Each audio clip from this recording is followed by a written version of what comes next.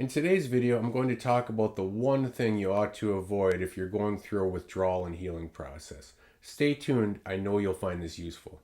So here's to life, and every joy it brings. So here's to life.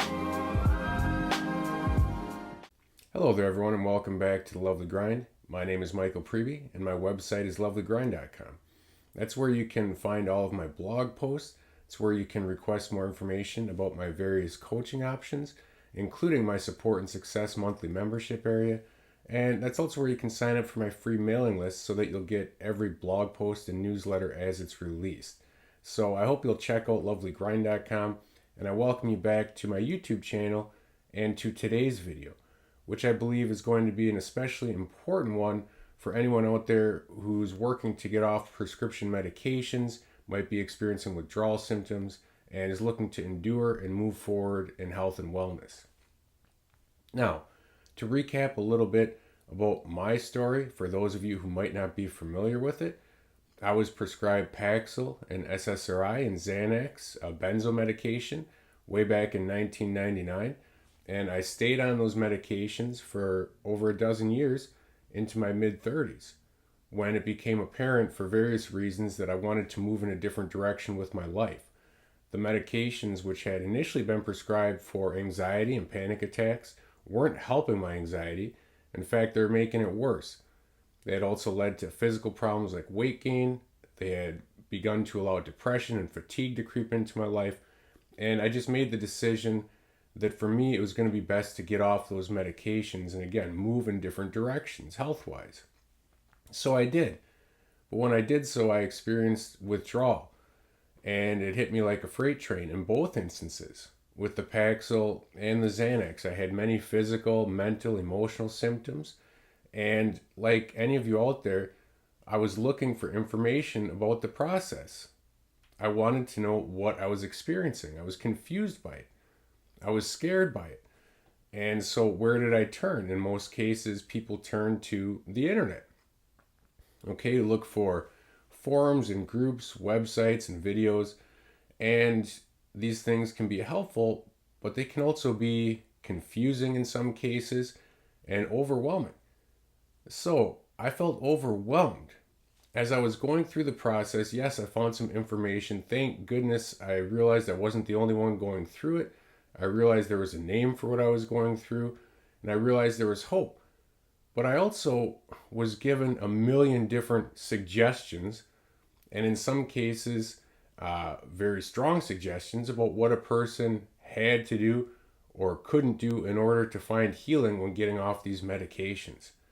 There's people out there who are telling you exactly which way you have to taper, exactly what your diet ought to look like, what sorts of teas and vitamins to avoid, and so forth.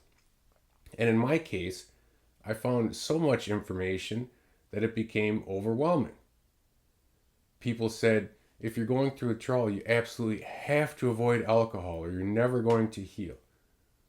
Well, in my own case, I learned that moderation is very important. I never completely quit alcohol, but I learned moderation is important. Other people said, you absolutely have to avoid sugar, or you have to avoid meat, or you're never going to heal.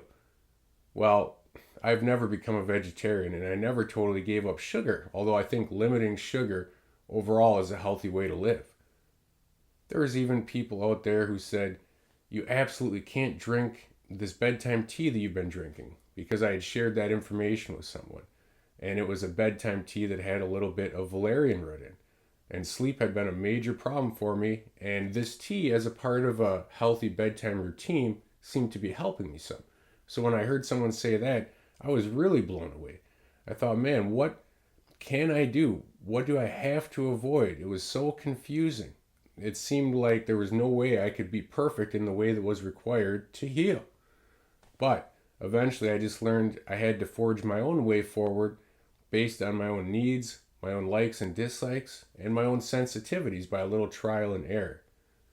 I did, however, discover that there's one thing that is absolutely necessary to avoid when you're working through a withdrawal and healing process. And it's not a food or beverage or a vitamin or a supplement. It's negativity.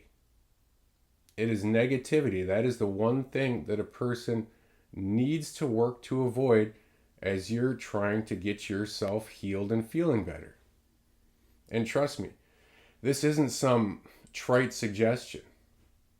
This isn't some useless suggestion, some naive suggestion. This is coming from someone who got off of Paxil and 4 daily milligrams plus of Xanax. Over a dozen years of using those, and I've been off these medications now for almost a decade. And I can tell you, it's important.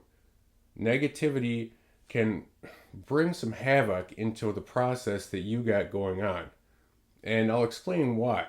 One reason it's extremely important to avoid negativity as you're working through a withdrawal and healing process is that you need to find any and every way possible to relax and calm your body and mind, right?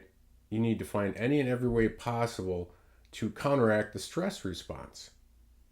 And negativity in various forms really ramps up the fight or flight or the stress response in your body and can then lead to not only increased physical pains, but increased mental fear and negative ruminations. Indeed, negative prognostications about your future, increasing negative self-talk.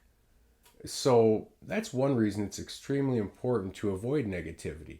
You need to, in any and every way possible, create a relaxed and nurturing environment for your body and mind, and negativity invades that environment and causes unnecessary stress that then you feel not only physically but mentally as well. Another reason, and I kind of just alluded to it, why it's so important to avoid negativity is because it plants seeds of doubt as to your own future. So, in the beginning of this video, I mentioned that I had some people tell me that various things that I was doing I wasn't supposed to be doing, and as a matter of fact, they might prevent me from healing. Well, that planted seeds of doubt in my mind, temporarily. I thought, okay, I thought I was gaining a foothold here and getting some momentum, finding a rhythm that worked for me, making progress, but yet these people are saying that what I'm doing is going to keep me from healing.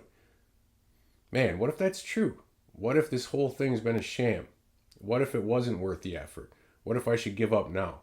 That's dangerous. And that's where negativity comes in. So it's okay to get suggestions from others from time to time.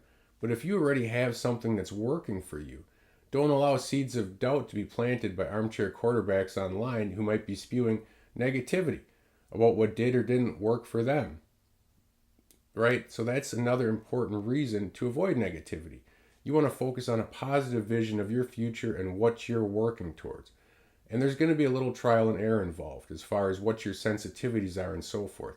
That's the case for everyone.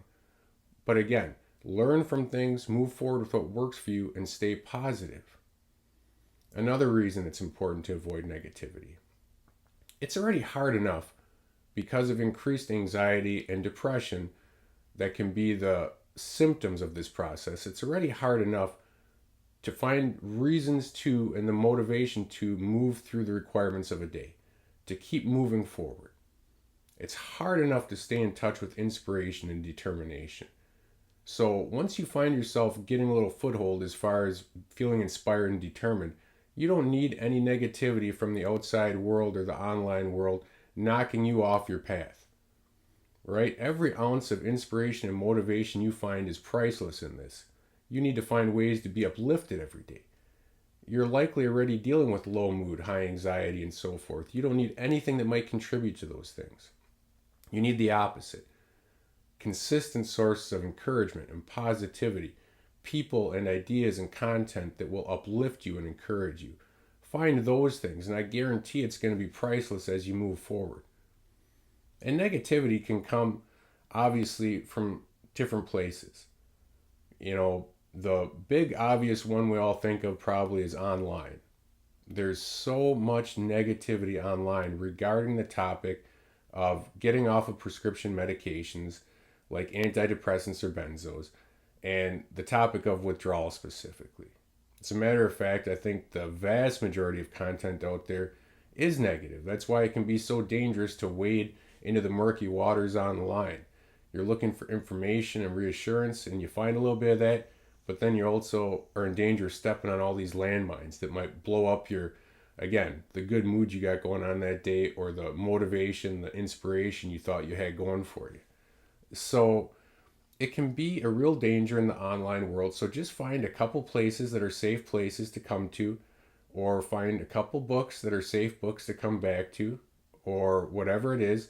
And then in your personal life, you got to find people who will uplift you rather than tear you down, people who will reassure you instead of plant seeds of doubt in your mind. And maybe that means that temporarily you have to step back from a relationship. I know that I did regarding a friend that I'd had. It was just too much consistent negativity with that interaction, and I just couldn't tolerate that.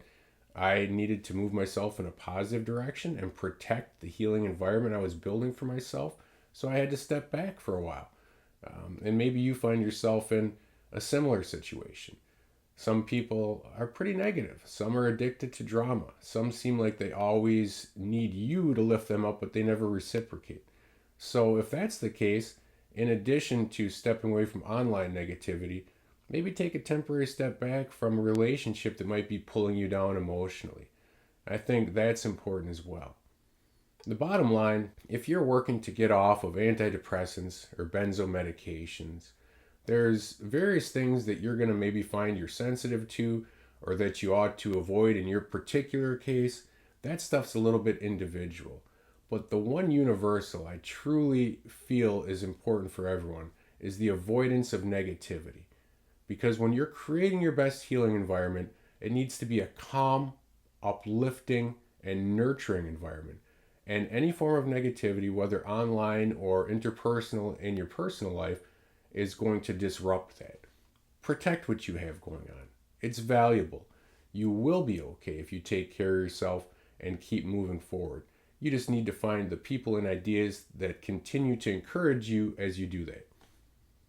Hope you've enjoyed this video. If you did, click thumbs up and subscribe to the channel. Hit the notification button so you'll get all the videos as they're released. My name's Michael Preby and my website's lovelygrind.com. Again, you can go there, check out my blog posts, get more information about my coaching. I hope you'll come back here again and again. I'll keep making these videos if you keep watching them. And until next time, please remember to take care of yourself and your dreams.